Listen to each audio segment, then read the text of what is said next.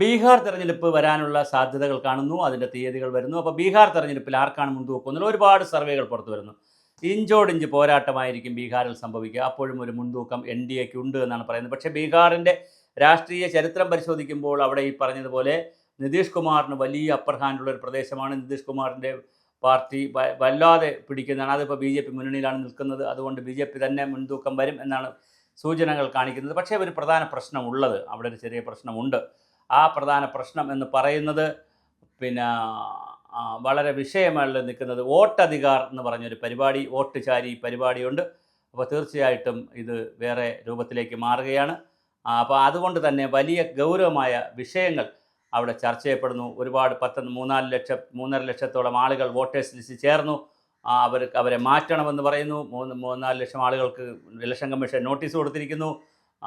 Special intensive revision നടക്കുന്നു, SIR നടക്കുന്നു. അങ്ങനെ വലിയ തോതിലാണ് ബീഹാറിൽ ചർച്ചകൾ നടന്നുകൊണ്ടിരിക്കുന്നത്. പക്ഷേ അതിനിടയിൽ വരുന്ന സർവേ ഫലങ്ങൾ ബി ജെ പിക്ക് അനുകൂലമാണ്. കാരണം ആൻറ്റി ഇൻകംബൻസ് ഒന്നും നാഷണൽ ലെവലിലില്ല. ഭരണവിരുദ്ധ വികാരമൊന്നും ഈ പറയുന്നെങ്കിലും ഇലക്ഷൻ്റെ കമ്മീഷൻ്റെ പറയുന്നതിൽ അതിന് വളരെ വലിയൊരു രാഷ്ട്രീയ ദേശീയ വിഷയമായിട്ടൊന്നും വന്നിട്ടില്ല. ഒരു നാഷണൽ വിഷയമായിട്ടൊന്നും ഉയർത്തിക്കൊണ്ടുവരാൻ കോൺഗ്രസിന് കഴിഞ്ഞിട്ടില്ല.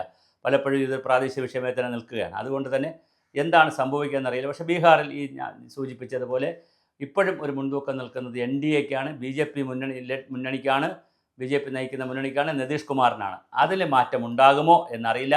നേരത്തെ വൈസ് പ്രസിഡൻ്റായിട്ട് നിതീഷ് കുമാറിൻ്റെ പേര് കേട്ടതാണ്. അങ്ങനെയാണെങ്കിൽ ബീഹാർ മൊത്തത്തിൽ ആരെടുക്കുക, ബി ജെ പി എടുക്കുക എന്നുള്ള ലൈനൊക്കെ വന്നു. പക്ഷേ അതൊന്നും ഇപ്പോൾ സാധ്യതയില്ല. അപ്പോൾ എന്താണ് ഇനി സംഭവിക്കുക നമുക്കറിയില്ല. തീർച്ചയായിട്ടും നമുക്ക് നോക്കാം. ബീഹാറിൽ തെരഞ്ഞെടുപ്പ് വരികയാണ്. ആ തെരഞ്ഞെടുപ്പിൽ ആരാണ് നേടുക, ആരാണ് വാഴുക, ആരാണ് വീഴുക എന്നൊന്നും നമുക്കിപ്പോൾ പറയാൻ കഴിയത്തില്ല.